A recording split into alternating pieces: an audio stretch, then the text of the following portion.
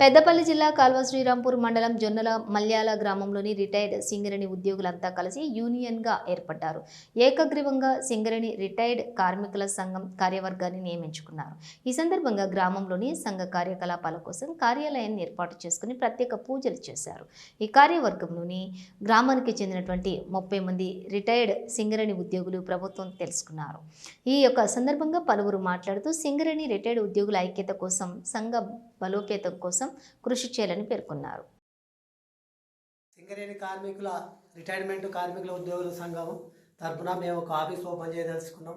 కానీ ఓపెన్ చేసిన ఇలా మంచి రోజు అనుకొని సరే మీరంతా సహకారంతో మనం కూడా ముందుకు పోదామని చెప్పి ఆశిస్తున్నాం.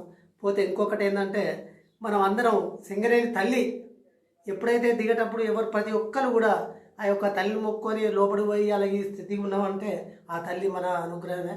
మనం ఈరోజు ఎంతో అన్యూన్యంగా ఉన్నాం. అందరం కూడా ఇలా ఏ నొప్పులు లేవు భగవంతుని వల్ల ఈరోజు ఎంత ఉన్నామంటే ఇలా ఆఫీస్ ఓపెన్ చేయడం మనకి ఎంతో దండిలో మనం.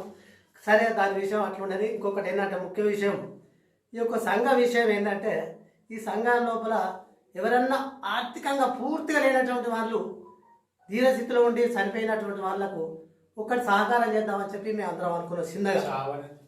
అయితే దాని కొరకు ఈరోజు మొన్న 2 చిన్న కార్యక్రమాలు వచ్చినాయి. ఒక ఆఫీసు కావాలని ఒక ఆఫీసు ఇనాగ్రేషన్ చేసుకోవడం జరిగింది.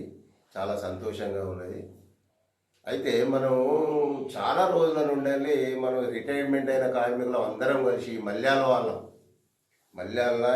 ప్రతి ఒక్క సింగరేణి కార్మికులు ఒక్కొక్కరు 35, 38 దగ్గర 48 మనకంటే సీనియర్ కార్మికులు కూడా చాలామంది ఇక్కడ పనిచేసిన వాళ్ళు ఉన్నారు.